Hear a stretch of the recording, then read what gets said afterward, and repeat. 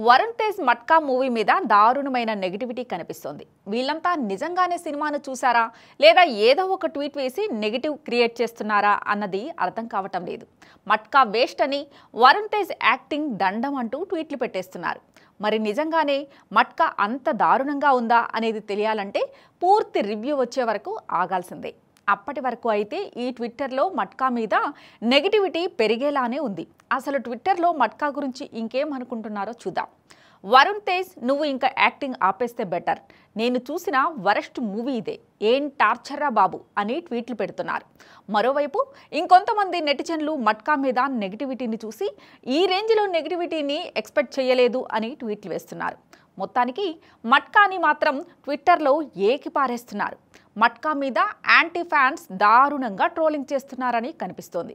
వీళ్ళంతా అసలు సినిమా చూసారా, పూర్తి మూవీ చూడకుండానే ఇలా ట్వీట్లు వేస్తున్నారా అనిపిస్తోంది.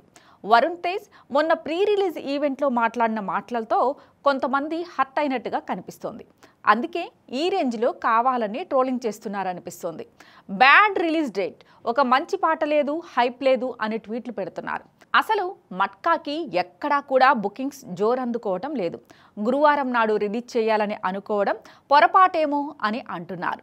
మట్కాకి ఫుల్ పాజిటివ్ టాక్ వస్తే గానీ టికెట్లు తెగేలా లేవని అంచనా వేస్తున్నారు.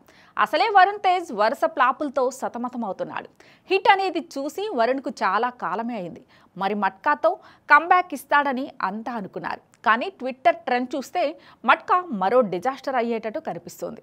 పూర్తి రివ్యూ టాక్ తెలియాలంటే, సినిమా పరిస్థితి ఏంటో అర్థం కావాలంటే ఇంకొన్ని గంటలు మాత్రమే వేచి చూడాల్సిందే.